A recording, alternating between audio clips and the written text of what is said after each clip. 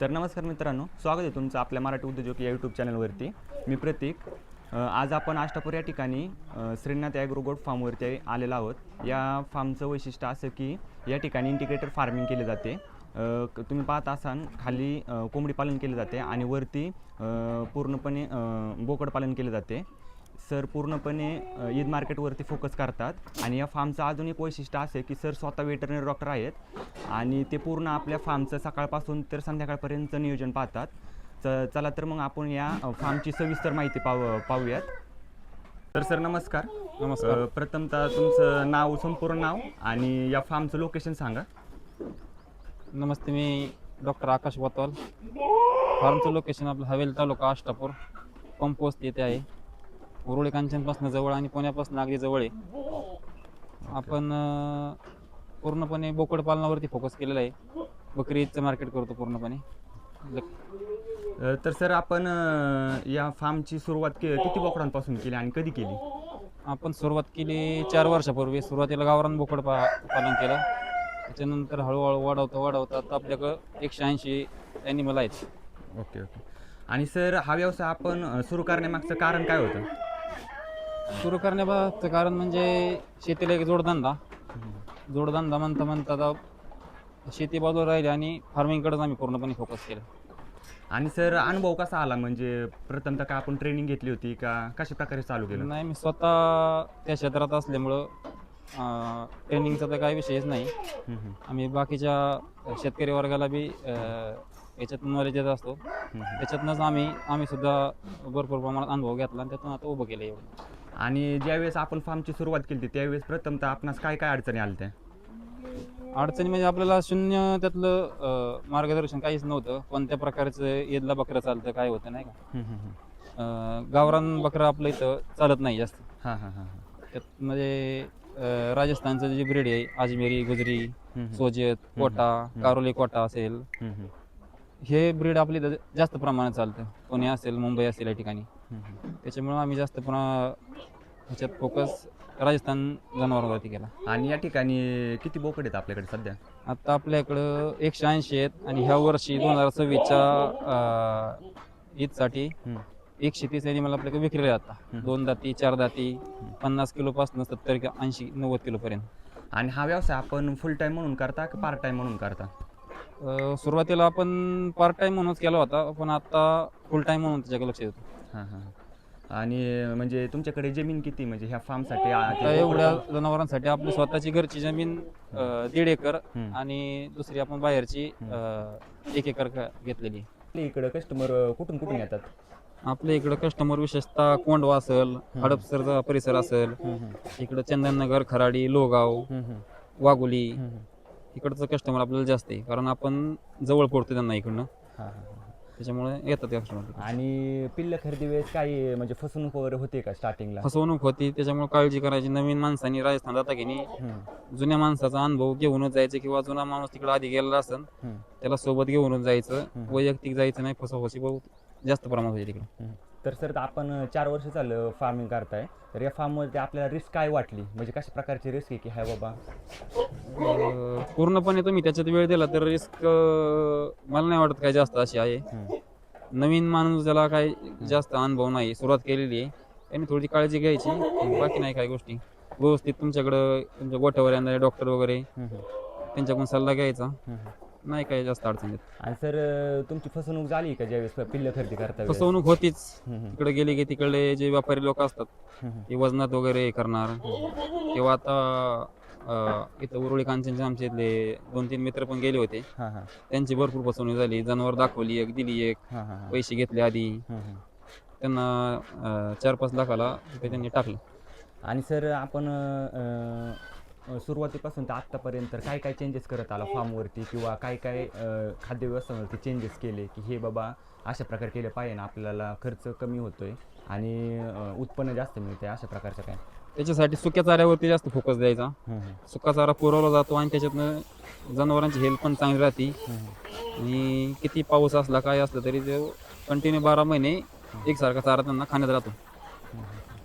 आणि सर आपण या फार्मवरती सायलेज वगैरे वापरता का मुरघास वगैरे? सायलेज नाही केलं ट्राय आपण, कारण टॉक्झिनचं प्रमाण, बुरशीचं प्रमाण थोडंफार जरी आलं गोट फार्मिंग मध्ये, तर त्यांना डायरिया, जुलाबाचा त्रास चालू होतो. त्या गोष्टी टाळायच्या. आणि सर अलीकडच्या काळात ते स्मार्ट नेपर वगैरेचा यूज करतात, तर ते काही त्रास होतो का म्हणजे? स्मार्ट नेपियर मध्ये आता कसं ऊस वाढ झालं, नेपियर झालं, ह्याच्यातनं कॅल्शियम फॉस्फरसचं प्रमाण जनावराला मिळत नाही.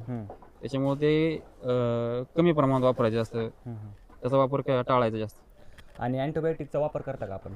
अँटीबायोटिकचा वापर सुरुवातीच्या काळात ज्यावेळेस आपण आणतो, तिकडनं ज्यावेळेस ट्रान्सपोर्ट होतात, आता जवळजवळ 1200 किलोमीटरवरून जनावर येतं. तर त्याच्यानंतर इथं आले की ट्रेसमध्ये जातात, व्हायरल होतं, इकडलं तिकडलं जनावर येतं. त्याच्यामुळे एकाने दुसरं, दुसऱ्याने तिसरं लागण होत जाते. त्याच्यामुळे त्यावेळेस अँटीबायोटिक पहिल्या महिन्यात वापरावंच लागतं. एकदा सेट झाली की मग परत नाही काय करावं. आणि वॅक्सिनेशनचा कालावधी मिस झाल्यानंतर काय काय धोका आहे, म्हणजे काय ते केलेच पाहिजे? वॅक्सिनेशनचा कालावधी मिस झाला, त्याच्यात जर क्लायमेट चेंज झालं किंवा खाण्यात काय वेगळं आलं, तर मग त्याला ती जनावर बळी पडतं आजाराला. लक्ष देत असतो आणि बाकीची घरची फॅमिली मेंबर सगळे लक्ष देतात. असं तुमच्याकडे कोणत्या जातीची बोकड आहेत आत्ता? आत्ता माझ्याकडं जास्त प्रमाणात गुजरी, आजमेरी आहे, कारोली कोटा आहे, शिरोई आहे, 3-4 प्रकारची ब्रीड आहेत आता आपल्याकडे. आणि या ब्रीडमध्ये सगळ्यात जास्त म्हणजे कोणती तुम्हाला फायदेशीर वाटते जास्तीत जास्त? आत्ता आपल्या ह्या मार्केटला कोटा आणि सोजेचं जास्त झालं. हां हां. आणि जाती निवडताना काय पाहावं, म्हणजे त्याचं जाती निवडता की त्यांची लांबी, उंची, कलर, या गोष्टी पाहून घ्यावं लागतं. बोकड निवडताना आपण कोणते गुण पाहावेत? बोकड निवडताना त्याची कलर क्वालिटी, हाईट, लांबी, कानाची लांबी, शिंगे, त्या गोष्टी पाहा. तर सर आपण आता खाद्य व्यवस्थापनावरती येऊयात. बोकडांना रोज काय खायला देता तुम्ही? बोकडांना आपण सकाळी खुराकामध्ये 6 वाजता मका आणि सरकी बारीक करून देतो सुक्यामध्येच. आणि त्याच्यानंतर पाणी सोडतो. पाणी पिऊन झाले की सकाळी 10 वाजता हरभरा भुस्सा, त्याच्यामध्ये गहू भुस्सा आणि लसूण पाला, असे 3 एकत्र देतो. त्याच्यानंतर 3 वाजता तूर भुस्सा देतो आणि संध्याकाळी 6ला मेथी घासाची कुट्टी, त्याच्यामध्ये मका आणि गिन्नी गोल, असं 3 इंच एकत्र करून संध्याकाळी 6ला देतो. आणि सर हिरवा चारा किती प्रमाणात देता? हिरवा चारा प्रति जनावर 2 किलो मला पडतो संध्याकाळचा. आणि सुका चारा प्रति जनावर 3 किलो आणि 5 किलो देतो. आपल्या या बोकड पालनामध्ये सुके चाऱ्याचं महत्त्व किती, म्हणजे किती प्रमाणात दिला पाहिजे? सुका चारा जवळजवळ 80% सुका चारा दिला पाहिजे आणि 20% हिरवा चारा. आणि कॉन्सन्ट्रेटेड फीड वगैरे काय वापरता आपण बोकड्यांचे वजन वाढ होण्यासाठी? कॉन्सन्ट्रेटेड फीडमध्ये गहू, मका आणि सरकी पेंड, त्याच्यामध्ये बाकीचे फीड सप्लिमेंट पावडर असतील ते मिक्स करून सकाळी देतो आपण. आणि एका बोकडाचा रोजचा खर्च किती होतो आपला साधारणतः? साधारणतः रोजचा खर्च वार्षिक पकडला जातो. एका जनावराला 10 महिन्याला 5,000 रुपयापर्यंत जातो खर्च. आणि ईद असं आहे का की बाबा कटी मार्केटला वेगळा आहार किंवा ईद मार्केटला वेगळा आहार, असं काय म्हणजे? ईद मार्केटला बकरा हेल्दी लागतो, हट्टकट्ट लागतो. त्याच्या शरीरावरती चमक, वजन, त्याची सगळी हेल्थ व्यवस्थित लागते. कुठं तुटलेलं मोडलेलं अजिबात चालत नाही, शरीरावरती गाठी चालत नाही, कान वगैरे फाटलेलं चालत नाही, शिंगे व्यवस्थित लागतात. त्या गोष्टींकडे बारीक लक्ष द्यावं लागतं. आणि मिनरल मिक्सचर वापरता का आपण? फीड सप्लिमेंटमध्ये देतो ना आपण, मिनरल मिक्सचर देतो, बायपास फॅट देतो, त्याच्यामध्ये सोडा देतो, हळद देतो, मीठ देतो, सगळं एकत्र करून देतो. आणि पाण्याची व्यवस्था कशी केली आपण? पाण्याची व्यवस्था सध्या तरी आपण उलट्या साईडला बकेट ठेवले ते 20-20 लिटरचे. आता उन्हाळा असल्यामुळे ते 20 लिटर पिले की त्यात थंड पाणी पुन्हा सोडतो, म्हणजे कंटिन्यू त्यांना थंड पाणी प्यायला मिळतं. आणि ऋतूवाईज आपण फीडमध्ये किंवा सप्लिमेंटमध्ये किंवा खाद्यामध्ये काय काय बदल करता? ऋतूवाईज तसं काय नाही, 10 महिने आपण हेच रुटीन ठेवतो, रुटीन चेंज नाही करत त्यांचं आपण. त्याच्यामुळं मग वजन वाढीला किंवा त्यांच्या हेल्थवरती अजिबात काही परिणाम होतो आणि त्यांची भूक कमी जास्त होत नाही, त्या गोष्टी मेंटेन राहतात. स्वतःचा चारा पिकवतो का आपण आणि किती प्रमाणात पिकवतो? स्वतःचा चारा आपण 2 एकर आहे आता. हां हां त्यातले 5-6 आपण मेथी घास केलेला आहे. हां हां बाकी मी मक्का करतो, टप्प्याटप्प्याने कडवळ करतो आणि गिन्नी गोल एक 4-5 पण. हां हां. आणि शेड कसा बांधला आपण नाही का सुरुवातीला कसं केलं सुरुवातीला किंवा आपण कसं changes केलं? जुना गोठा होता आपल्या गाईंचा. हां हां त्याच्यामध्ये गावरान बोकडांनी सुरुवात केली. हां हां त्याच्यानंतर हळूहळू टप्प्याटप्प्याने पहिल्यांदा आपण हे 7 गाळे केले स्टेज फार्मिंगचे. हां हां त्याच्यानंतर परत आपण 3 गाळे वाढवले, असे 10 गाळे केलेत. हां हां हां हां. आणि एका बोकडासाठी आपल्याला किती जागा लागते? एका बोकडाला 5 स्क्वेअर फूटची जागा लागते. हां हां हां हां. आणि एका कंपार्टमेंटमध्ये किती बसतात आपले बोकड? शिवाय आता आपलं एक कंपार्टमेंट हं, खुली जागा आणि स्टेजची जागा पकडून 10 बाय 45चा गाळा आहे. हं. त्याच्यामध्ये आपण मोठी जनावरं 16-17 जनावरं टाकतो. हां हां. आणि पूर्ण गोठा आपला किती बाय कितीचा आहे? पूर्ण गोठा आपला 50 बाय 100चा आहे. 50 बाय 100. आणि त्याला जास्तीत जास्त किती प्राणी बसू शकतात आपले? त्याच्यामध्ये आपण 50 बाय 100 मध्ये आता आपण 180 ॲनिमल टाकलेले आहेत. हं, हं. आणि आपल्या फार्ममध्ये नाही का इंटिग्रेटेड केलं, ह्याच्यात व्हेंटिलेशन किती महत्त्वाचं आहे किंवा कशा प्रकारे? व्हेंटिलेशन गोट फार्मिंगला फार महत्वाचं आहे. हं, हं. त्यांचे जे लघवी असते त्याच्यात अमोनियाचं प्रमाण जास्त असतं. हं, हं. जमिनीवरती केले की ते अमोनिया, आता उन्हाळा आहे ह्या दिवसात तर त्याचं बाष्पीभवन झाले की त्याचा त्रास हं, जनावरांना होतो. त्याची भूक मंदावणे, आजारी पडणे, हं, हं. ह्या गोष्टी जास्त प्रमाणात होतात. आणि साफसफाई किती वेळा करता आपण दिवसातून? साफसफाई आता स्टेज फार्मिंग असल्यामुळे आता 2 महिने झाला आपण साफ नाही केलेला. हां का? हा. हं, हं, हं. आणि पावसाळ्यात कसे काय काय काय काळजी घेता विशेषतः नाही का? पावसाळ्यात पाण्यापासून काळजी घ्यावी लागते, पावसापासून. हं, हं. शक्यतो स्टेज फार्मिंग असल्यामुळे जनावर पाणी देतच नाही खाली. हां हां हां हां. म्हणजे तो पण आपला एक फायदाच आहे. हा. आणि त्याच्यामुळे आजार वगैरे काही येत नाही, बाकीच्या गोष्टी हां हां. जरी आजारी पडले तरी लवकर रिकवर होतात. आणि उन्हाळ्यात तापमान कसं मॅनेज करता आपण फार्मचं वगैरे किंवा काही विशेष उपाययोजना केल्या का? विशेष तसं काय करत नाही, कारण स्टेज फार्मिंग असल्यामुळे वरती जनावर आता सकाळचं खाल्लं हं, की शांत बसतात. एकदा जनावर शांत बसले की हवा खेळती राहते आतमध्ये. हं, हं.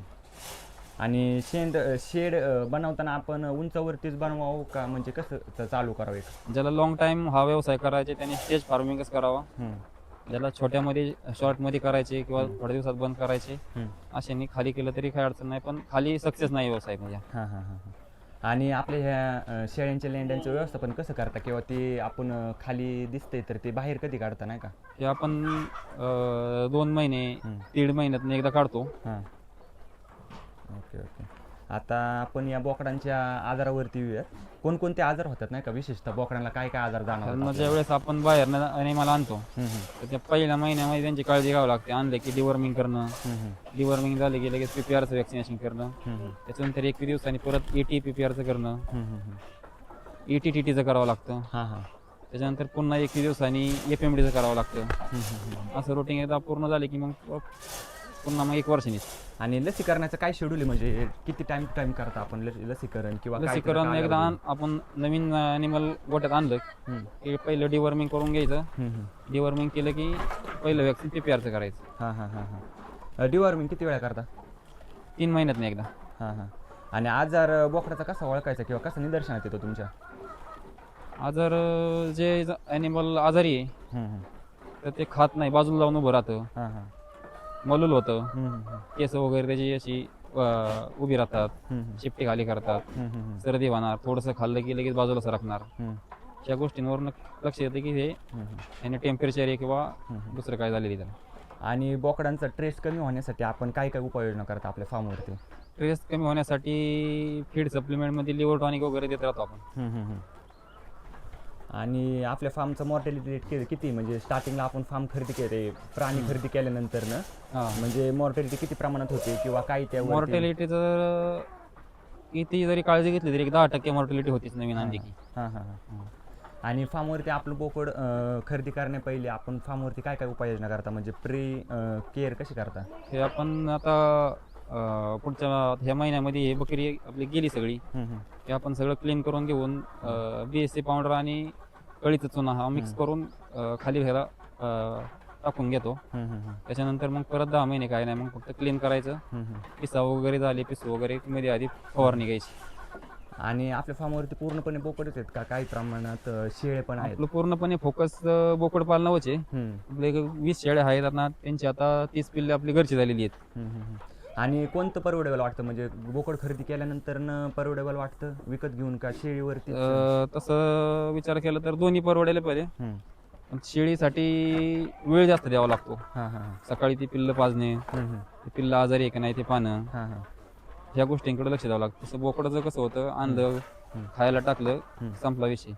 तर शेळीला बारीक लक्ष द्यावं लागतं जास्त. आणि जे आपल्या फार्मवरती शेळ्या आहेत ते कोणत्या जातीचे आहेत? आता आपल्याकडं शिरोई जातीचे आहेत, गुजरी आहे, हां अजमेरी आहे, बोर आहेत, हम्म.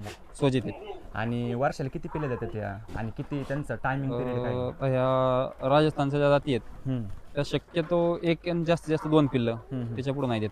हम्म, हम्म, हम्म. आणि आपल्या त्या ज्या पिल्लं होतात त्या पिल्लांची काळजी कशी करतात, ज्या घरच्या शेळ्यांची पिल्लं असतात त्यांची, म्हणजे जन्मल्यापासून काय काय प्रकारे काळजी घेतात? जन्मल्यापासून त्यांना दुसऱ्या दिवसापासून ग्राईप वॉटर चालू ठेवायचं, हां हां 1-2 मिली. पोट वगैरे व्यवस्थित साफ झालं पाहिजे, दूध पिलेलं पचलं पाहिजे, हम्म, हम्म, किंवा त्याला टेम्परेचर आलं तर टेम्परेचरवरती उपाय केले पाहिजे, हम्म, हम्म. नाहीतर मग मॉर्टॅलिटी जास्त प्रमाणात होती. आणि दूध किती देता आपण दिवसातून, किती वेळा पाजतं बघा?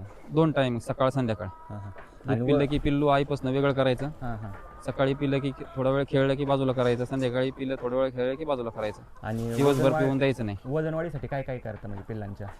पिल्लांच्या वजन वाढीसाठी विशेषतः आपण त्यांच्या आईवरतीच फोकस ठेवतो. हां हां आईला व्यवस्थित खाणं पिणं दिलं की तिला दूध जास्त येतं, दूध जास्त मिळलं की पिल्लाचं वजन वाढ ऑटोमॅटिक होते. आणि पिल्लं म्हणजे ते विकता पिल्लं का कंटिन्यू आपण ईद मार्केटला मी विकत नाही. हां पूर्णपणे आता ही जी आहे 30 पिल्लं, ही याच्यातली माझी 25 नर आहेत, हां 5 फिमेल आहेत, तर ते पूर्ण 2027 साठी तयार करणार. हां हां. आणि फॅट ग्रोथसाठी काय काय करता, म्हणजे त्यासाठी विशेष असं काय पिल्लांसाठी? कशासाठी? पिल्लांसाठी फास्ट ग्रोथ होण्यासाठी काय काय करता किंवा? जे आता आपण ह्या बोकडांना जे खुराक देतो, हां हां मका आणि सरकी पेंट गहू, हम्म. तोच त्यांना पण देतो. हां हां. तर आपण आता मेन मुद्द्याकडे येऊया की आपल्या फार्मवरती खर्च किती होतो किंवा नफा किती आहे किंवा काय, त्यावरती येऊया. सुरुवातीला किती गुंतवणूक करावी लागली आपल्या फार्मला? सुरुवातीला मला एक शेडला 5 लाख रुपये खर्च आला. हां हां त्याच्यानंतर मी 80 ॲनिमल आणले, त्याला एक 7 लाख रुपये गेले. हां हां हां त्याचा जरा कॉस्टली गेले, कारण सुरुवात होती आपली, माहीत नव्हतं आपल्याला त्यातलं जास्त काही, हां हां. त्याच्यामुळं खर्च जास्त झाला. आणि हे जे इंटिग्रेटेड केले तर त्या 2 फळ्यांच्या गॅपमध्ये काय प्रॉब्लेम येतो का स्टार्टिंगच्या, म्हणजे छोट्या प्रॉब्लेम नाही काय येत. त्यात गॅप तुम्ही त्या मापातच ठेवला पाहिजे. एक अर्धा इंचाच्या थोडंसं कमी तो गॅप राहिला पाहिजे. जास्त गॅप राहिला की मग पाय गुतणे, पाय मोडणे ह्या गोष्टी होतात. आणि महिन्याला आपल्या पूर्ण फार्मवरती किती खर्च येतो आपल्याला, बाहेरचा खर्च म्हणजे नाही का, जसं की फीडवरती, सप्लिमेंटवरती? फीडवरती, खुराकावरतीच खर्च होतो आपल्याला. दर महिन्याला एक 35,000 रुपये खर्च होतो. त्यातली मका होती 25,000ची, हां हां 5,000 रुपयाचा गहू आणि 4200 ते 4,500 रुपयाची सरकी होती. आणि आपल्या बोकडाचं आपण किलोवरती देता का नगावरती देता? आपण शक्यतो आपल्या कस्टमरला वेटवरती घेण्याची सवय लावलेली आहे. हां हां कारण नगावरती द्यायचं म्हणले की ते व्यवहारात खसखस करावं लागते, आणि त्याच्यामुळे आपण वजनाची सवय लावलेली आहे. आपलं कस्टमर सगळं वजनावर घेणारच आहे. आणि मग आपल्या 1 वर्षाच्या बोकडाची साधारणतः किती किंमत होते एका बोकडाची का? हां एका बोकडाची? तर तसं जर वजनानुसार आहे हम्म, ते, काहींची वजन जास्त, काहींची वजन कमी. जेवढं वजन जास्त तेवढं आपल्याला त्यातनं नफा होणार. Okay okay. आणि आपल्या साधारणतः किती प्रमाणात वर्षाला नफा मिळतो आपल्या एवढ्या फार्मवरती? आपल्याला आता ह्याच्यात 50-50%, 50% खर्च, 50% प्रॉफिट. Okay okay. आणि मार्केटिंग कशा प्रकारे करता किंवा कुठं कुठं करता? मार्केटिंग आता आपलं तर इथून माग माऊथ टू माऊथ पब्लिसिटी झालेली आहे. हां हां म्हणजे तुम्ही नेलं, तुम्ही त्यांच्याकडून माहिती घेतली, असंच कस्टमर वाढत गेलेले आपलं. आणि जो आपला स्टार्टचा कस्टमर होता तो जपण्यासाठी किंवा तो परत परत आपल्या फार्मवरती येण्यासाठी काय काय करता? आपण आपल्या बकरीची काळजी तशी घेतो. हां हां हेल्दी ॲनिमल द्यायचा प्रयत्न करतो आपण शक्यतो कस्टमरला. हां हां आजारी वगैरे किंवा इंजेक्शन वगैरे केलेलं असेल, चुकून कधी काय आजारी पडलं असेल तर त्या महिन्यात कधी इंजेक्शन दिलेलं असेल तर ते ॲनिमल आपण देत नाही. आणि इंजेक्शन आपण वजन वाढवण्यासाठी किंवा ह्या काय गोष्टी करण्यासाठी आपण त्या गोष्टी करत नाही. पूर्णपणे आपण फीड सप्लिमेंटवरतीच फोकस करतो. त्याची खुराक असेल, मिनरल मिक्सचर असेल, लिव्हर टॉनिक असेल, ह्या गोष्टी चारा असेल, चांगल्या क्वालिटीचा चारा देऊन याच्यावर वजन वाढवण्याचा प्रयत्न करतो. आणि सर आपण पूर्णपणे ईद मार्केटला विकता बोकड, पण जर एखाद्याला ब्रीडिंगसाठी हवा असेल तर त्या पद्धतीने देता का? ब्रिडिंगसाठी शक्यतो आपल्याकडं आता 130 ॲनिमल विक्रीला आहेत. हां त्यातले आपले 80 ॲनिमल खस्सी आहेत हां हां आणि राहिलेले ते वरचे अंडू आहेत. पण ते जर कोणाला लागत असेल तर देतो आपण. हां गव्हर्नमेंट सबसिडी मिळाली का आपल्या फार्मला वगैरे काय, किंवा काय आपण इथून प्रयत्न मागं तर केले आपण काय ट्राय नाही केलं. 5-6 वर्ष जेडपीच्या कुठल्या स्कीमा पण नव्हत्या आल्या. का? हां हां आता ह्या मे महिन्यात 1 तारखेनंतर चालू होणार आहेत. हम्म, हम्म. म्हणजे स्टेट गव्हर्नमेंटच्या पण आहेत आणि जेडपीच्या पण आहेत. तर त्यावेळेस आपण ट्राय करू. आणि व्यापाऱ्यांसोबत डील कशा प्रकारे करता आपण? व्यापाऱ्यांसोबत डील फिक्स रेट असतो आपला, हां हां 550, 600, हां हां 700. हां जसं जनावर असेल त्याचे कलर क्वालिटी, हां हां. वजन त्याच्यानुसार आपण रेट देतो. आणि कस्टमरचा विश्वास संपादन करण्यासाठी आपण काय काय म्हणजे करता? काय करण्यासाठी? कस्टमरचा विश्वास संपादन करण्यासाठी. त्याच्यासाठी आपण जनावर क्वालिटी देण्याचा प्रयत्न करतो हां हां आणि वजनाव असल्यामुळं तिथं व्यवहारात काय दुजाभाव होत नाही. त्याच्यामुळं कस्टमर आपलं तुटण्याचा काही संबंधच येत नाही. आणि बोकडाची जास्तीत जास्त प्राईज आपल्याला मिळवण्यासाठी आपण म्हणजे काय करता नाही का? जास्तीत जास्त प्राईज मिळवण्यासाठी आपण जनावर क्वालिटी आणण्याचा प्रयत्न करतो आणतानाच. हां हां त्याचा कलर वगैरे, शायनिंग, हां हां हां त्याची कानाची लांबी वगैरे, ह्या गोष्टी तुम्ही जपल्या की तुम्हाला कस्टमर किंवा रेट वाढून मिळतो. तर सर ही शेळी कोणत्या जातीची आहे? ही गुजरी नसलमध्ये आहे. हां हां आता ही वेलेली आहे ही शेळी. हां हां ला एक फिमेल आहे, हां. 2 महिने झाले वेलेली. आणि या शेळीचं वैशिष्ट्य काय आहे? ही ह्या शेळीला दूध जास्त प्रमाणात असतं. हां हां पिल्लू शक्यतो एक देते हां हां आणि पिल्लाचं वजन फास्ट वाढतं. हां हां हां जसं आपण बिटल म्हणतो आपण महाराष्ट्रात जास्त प्रमाणात फेमस झालेले आहे, हां हां. तसं ही जात पण त्याच थोडी ती. आणि वर्षाला किती वेळ देते म्हणजे ही वेताचं वर्षाला प्रमाण 14 काय? महिन्याला देते, 2 वेत देते. 2 वेळ का? आणि कानाचं म्हणजे काय आहे ते राऊंड राऊंड हे झालेलं आहे? हे शिंग आहे त्याची, हां. गुजरी जातीची शिंगच असे असतात हां हां राऊंड मध्ये. Okay okay. तर सर याला डोक्यावरती चांद दिसतोय, तर कोणत्या जातीचं बोकड आहे आणि काय म्हणजे तो चांदचं आहे? हा कोटा जातीमध्ये आहे. हां हां त्याची हाईट आता 35 आहे. वजन 50 किलो आहे. हां हां दाताला तो 2 दाती आहे आता फ्रेश लावलेले आहेत. हां हां हां हां. आणि चंद्रगौरीचा काय विषय तो? चंद्रकोर आहे त्याला. हां हां बघू आता कस्टमर कसं होतंय काय त्याच्यानुसार. हां हां. म्हणजे विक्रीला आपल्याकडे अवेलेबल आहे म्हणायचं? हो विक्रीला आहे. Okay okay. तर सर हा बोकड आपला कोणत्या जातीचा आहे आणि किती दिवसाचा आहे? हा बोकड आपला जात तशी गावरान क्रॉसमध्येच आहे. हां हां आता 8 दाती, 8 दात. 80 किलो वजन याचं. हां हां. आणि हाईट वगैरे काय? हाईट ह्याची 38-40 हाईट आहे. हां हां हां हां हां. आणि या आपल्या बोकडाचं वैशिष्ट्य काय आहे म्हणजे असं गुणधर्म, की बाबा जेणेकरून ईद मार्केटवरती जास्तीत जास्त प्रमाणात पैसे भेटतील आपल्याला? वैशिष्ट्य ह्याला आपण खस्ती केलेलं आहे, हां हां त्याच्यामुळं वजन वेटचं चांगलं झालेलं आहे त्याचं. हां हां हां हां. त्याचं शरीर हट्टकट्ट असल्यामुळं दिखावा पण त्याला चांगला आहे. ओके ओके चालतं. तर सर हा बोकड कोणत्या जातीचा आहे आणि वय किती आहे या बोकडाचं? हा गुजरी आणि शिरोळीमध्ये क्रॉस आहे. हां हां. याचं वय आता 2.5 वर्षात झालेलं आहे. आणि या आपल्या बोकडाचं वैशिष्ट्य काय आहे? बोकडाचा आपण ब्रीडर म्हणून ठेवलेला आहे. आता 20 शेळ्या आहेत, हं. त्यांच्यात ब्रीडर म्हणून ठेवलेला आहे. ओके ओके ठीक त्याची पिल्लं वगैरे छान होतात. आहे. हां हां कलरला, उंचीला, कानाला, हां हां शिंगाला हां. आणि त्याची हाडांची पिल्लांची होणारी साईज वगैरे चांगली. ओके ओके त्याच्यामुळे आपण याला ब्रीडर म्हणून ठेवलेलं आहे. ओके ठीक. लेबर खर्च किती प्रमाणात येतो किंवा किती लेबर लेबर खर्च आता ह्या माझ्या 180 जनावरांना एक लेबर दिवसभरात सफिशियंट होतो. त्याच्यामुळं जास्त खर्च काय होत नाही.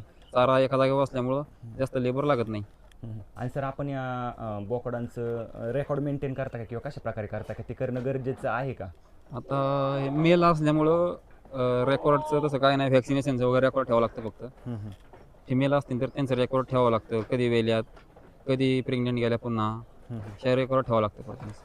आणि आपल्या फार्मवरती टाईम मॅनेजमेंट कशा प्रकारे केलं जातं नाही का, म्हणजे कमी प्रमाणात कष्ट कमी आणि उत्पन्न जास्त किंवा ह्या प्रकारे काय? फार्मवरती नियोजन त्यासाठी चारा आपण स्टॉक करून ठेवलेला आहे. हां हां आणि खुराकाचा बी महिन्याला स्टॉक करून ठेवतो, त्याच्यामुळे जास्त धावपळ होत नाही. एक माणूस चारा वगैरे सगळं हँडल करू शकतो. आणि सुका चारा कोणता जास्तीत जास्त फायदेशीर आहे आपल्या या सुका वजन चारा वाढीसाठी? गोट फार्मिंगमध्ये तूर भुस्सा जास्त प्रमाणात चालतो, हं. त्याच्यानंतर हरभरा भुस्सा आणि गहू भुस्सा. आणि आपल्या ईद मार्केटच्या व्यतिरिक्त अजून कशा प्रकारचं आपण या फार्मिंगमधून इन्कम जनरेट करू शकतोय, म्हणजे वेस्टपासून वगैरे काय? लेंडीपासून म्हणता ना? हां हां. लेंडीपासनं हे आता लेंडी आपण विकतो बाहेर. बाहेर. हां जे डाळिंब वगैरे बागायतदार आहेत, हां हां म्हणजे फळ बागायतदार हां थोडक्यात, हां हां सीताफळ असेल, डाळिंब असेल, हां हां. त्यांना लेंडीचं आपला लॉंग टर्मचा प्लॅन काय आहे आपल्या फार्मचा? लॉंग टर्मचा प्लॅन आता आपण हा गोटा ठेवून वरती मेंढी आणि गावरान बोकड ह्याच्यासाठी आपण गोटा ह्या वर्षी तयार करतोय. हा या बकरी मार्केटला चालू ठेवणार आणि तो रेग्युलर कटिंग मार्केटला चालू करणार. आणि आपले जो इन्व्हेस्टमेंट केली ते आपण फार्ममध्ये ते परतावा मिळण्यासाठी किती वेळ लागतो आपल्याला? परतावा 1 वर्षात निघून जातं बाया हां हां बजेट. हां. तर सर तुम्ही मागाशी सांगितल्या पद्धतीने आपण वेटरनरी डॉक्टर आहेत, तर ह्याचा फायदा आपल्याला या फार्मवरती कशा प्रकारे झाला, नियोजनाच्या वेळेस किंवा काय आजारांवर? फार्मवरती त्याचा फायदा चांगल्या प्रकारे झाला. जनावरांचं हेल्थचा विषय असेल, आजारी पडण्याचा असेल, ह्या गोष्टींना मला त्याचा चांगला फायदा झाला. चारा नियोजनाचा असेल, चारा नियोजनाचा फायदा मला त्याच्यातून चांगला प्रमाणे झाला. आणि नवीन लोकांनी कोणत्या आजारांपासून सावध राहिलं पाहिजे नाही का? गोट फार्मिंगमध्ये 2 आजार, एक ET आणि एक PPR. व्हॅक्सिनेशन जर तुम्ही प्रॉपरली ठेवलं, तुमचं फिडिंग प्रॉपरली ठेवलं, चारा असेल किंवा बाकीच्या गोष्टी खुराक असेल, तर नाही काय अडचण येत. आणि अचानक डिसीज जर झाल्यास तर आपल्या शेळीपालकांनी कोणती काळजी घ्यावी, काय काय केलं पाहिजे स्टार्टिंगला? शेळीपालकांनी अलीकडल्या पलीकडल्या लोकांचा विश्वास न ठेवता प्रॉपरली चांगल्या डॉक्टरांना दाखवून त्याला उपचार करणं गरजेचं आहे. आणि ॲज अ वेटरनरी डॉक्टर म्हणून तुम्हाला गोट फार्मिंग प्रॉफिटेबल वाटतं का? प्रॉफिटेबल आहे म्हणून तुम्ही आता एवढं मोठं उभं केलेलं आहे. आणि आपल्या नवीन शेळीपालकांना तुम्ही काय सल्ला द्याल? सल्ला, आता जी नवीन मुलं इकडं तिकडं सैरा वैरा फिरतात, त्यांनी इकडं तिकडं न फिरता छोट्या प्रमाणात व्हायना पण चालू करून हळूहळू त्याची इंडस्ट्री उभी करावी.